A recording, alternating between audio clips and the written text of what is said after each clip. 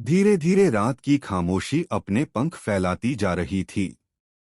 हवाओं में एक अजीब सा तनाव तैर रहा था, मानो कोई बड़ा तूफान आने से ठीक पहले वाली बेचैनी हो। महल के गलियारों में रखे पुराने दियों की लौ डगमगा रही थी और दीवारों पर पड़ने वाली उन परछाइयों में जैसे रहस्य छुपे बैठे थे।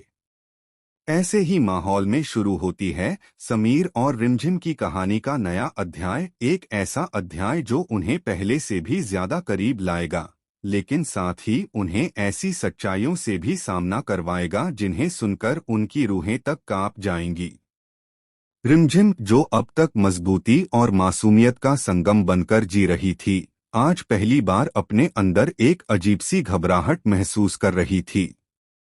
रानी माँ ने जब उसे अपने पास बुलाया और उसे प्यार से गले लगा लिया, तो उसकी आंखों में एक पल के लिए सुकून उतर आया। रानी माँ की बाहों में उसे वह सुरक्षा मिली जो उसे अपने असली घर से कभी नहीं मिली थी। रानी माँ की आंखों में आज सिर्फ प्यार ही नहीं था, उनमें चिंता, डर और एक गहरा संकल्प भी दिखाई दे रहा था। वह जान चुकी थीं कि असली दुश्मन, असली विनाशकारी शक्ति, असली बुराई कोई और नहीं बल्कि प्रताप शाह है। वह इंसान जिसकी छवि दुनिया के सामने बनने में सालों लगे थे, लेकिन जिसके असली चेहरे पर छिपा अंधकार अब तब फूट पड़ता था। लेकिन समस्या यही थी, प्रताप शाह बहुत चतुर था, बहुत चालाक। वह ऐसे जाल बिछाता था कि लोग सच को पहचानते पहचानते खुद ही फंस जाते थे। उसका असली चेहरा सामने लाना आसान नहीं था। कई बार उन्होंने कोशिश की, कई बार उसके करीब पहुंचे, लेकिन हर बार प्रताप उनके हाथों से रेत की तरह फिसल जाता। समीर, जो रानी माँ का दत्तक बेटा और रिमझिम का साया बन चुका था, इस बार ज्यादा दृढ़ था।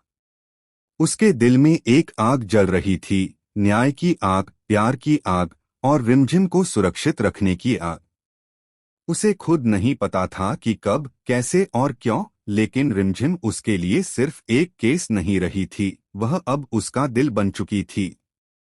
इसी बीच दोनों के बीच नजदीकियां खुद ब खुद बढ़ती जा रही थीं।